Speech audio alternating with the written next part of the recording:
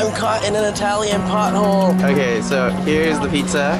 There's a prosciutto and mushroom, and there's a ham and mushroom. And then I have a pasta dish that they recommended me. And you don't even remember the name because he told you to. And you took a picture of it. I took a picture of the name, I don't remember. We met these guys from Norway. This church right now is closed because the Franciscans are in Assisi because it's a special feast for Assisi today. So a lot of history in this church. Michelangelo is buried here. There's Galileo is buried here as well.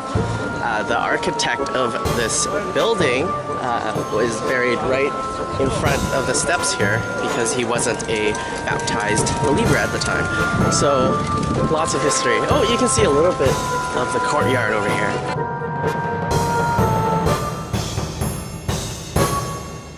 So there is the library, really big library, really nice entrance. It's very high tech now. I'm wearing a transmitter for the microphone for our local guide.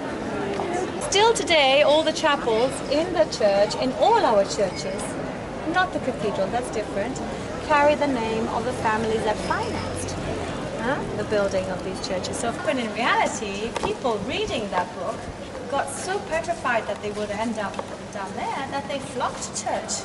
And so he actually helped the church a lot.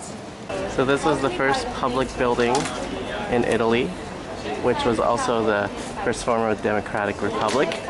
It also became a prison. So this used to be a walled-in city, and that's where one of the towers were.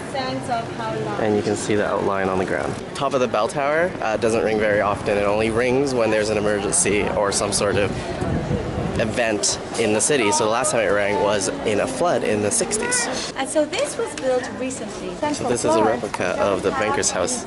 So this is the only place in Florence where you can see the Roman ruins, and it's underneath the shop. So you can see the glass floor there, and right underneath there.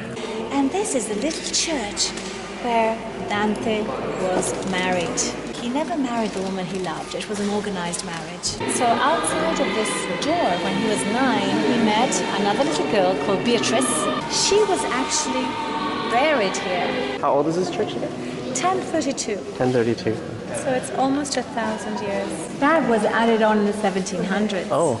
Okay, so you have, of course, in those days you did not have glass. So the only windows, if you can call them that, are those slits in the walls.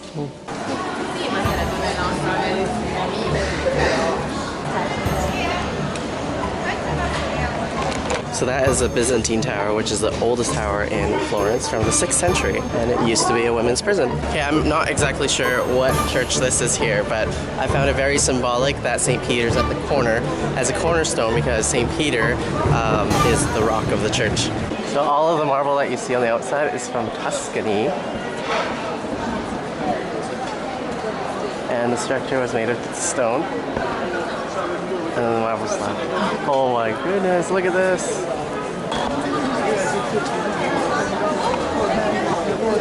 You're taking the picture of the wrong thing. Oh my God!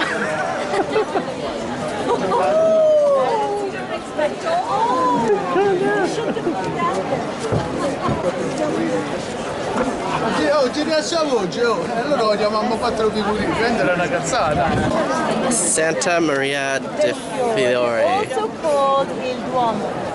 El Duomo. The Duomo has nothing to do with the dome. So this is the baptistry, and they have the baptistry here because if you were unbaptized at the time, you were not able to enter a church. And it has. So this door took like 22 years or something to build. It's made of gold. 10 panels with the most famous Old Testament stories. And this is the front of that basilica. Holy, that is crazy.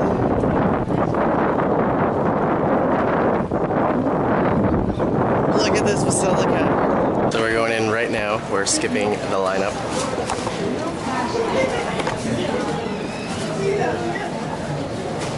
This church is both a UNESCO World Heritage Site, so it's very simple in design. This place is gigantic. This was the largest church in the world in the 1380s, and now it's still the 4th largest church in the world. If you notice the clock, it's going the wrong direction.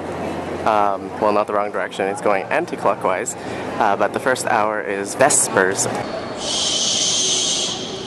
Silence, please. So at the top, you see a dome right now, but when it first built, there was no dome there because they didn't know how to build something like that.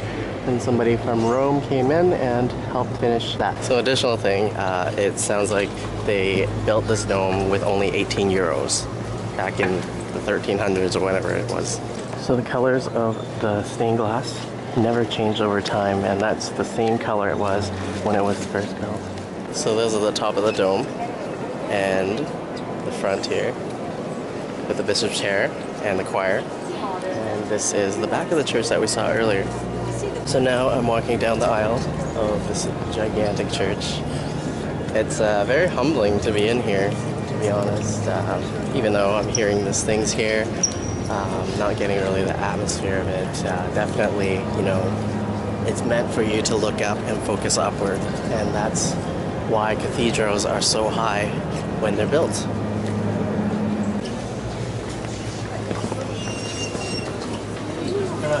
It's a museum and a gift store.